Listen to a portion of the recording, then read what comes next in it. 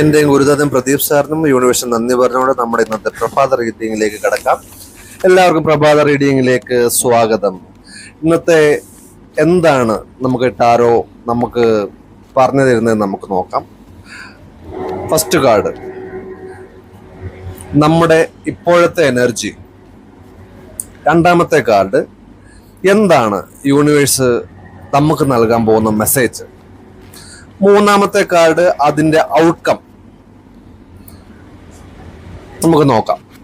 ഒന്നാമത്തെ കാർഡ് എന്ന് പറയുന്നത് 7 ഓഫ് സ്വാർഡ്സ് ആണ്. രണ്ടാമത്തെ കാർഡ് 6 ഓഫ് സ്വാർഡ്സും മൂന്നാമത്തെ കാർഡ് 3 ഓഫ് പെന്റക്കിൾസുമാണ്. ഒന്നാമത്തെ കാർഡ് ചതി, വഞ്ചന, രഹസ്യം, ഒഴിവാക്കൽ, അപകടകരമായ പ്രവൃത്തി എന്നിവയെ സൂചിപ്പിക്കുന്ന ഒരു കാർഡാണ് 7 ഓഫ് സ്വാർഡ്സ്. ഏത് മേഖലയിലാണെങ്കിലും നിങ്ങൾ ശ്രദ്ധയോടെ കാര്യങ്ങൾ കൈകാര്യം ചെയ്യുക. 6 ഓഫ് സ്വാർഡ്സ് നമ്മളെ സൂചിപ്പിക്കുന്നത് ഒരു പരിവർത്തനം നടത്തി മുന്നോട്ട് പോയി ആശ്വാസവും മാനസിക സമാധാനം കണ്ടെത്തുവാനാണ് ടാരോ നമ്മളോട് പറയുന്നത്.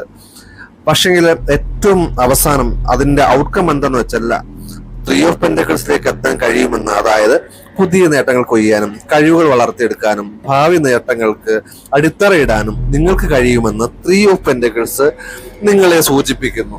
എന്തായാലും എല്ലാവർക്കും നന്ദി. അടുത്ത റീഡിങ്ങുമായിട്ട് നമുക്ക് നാളെ കാണാം. ശുഭദിനം.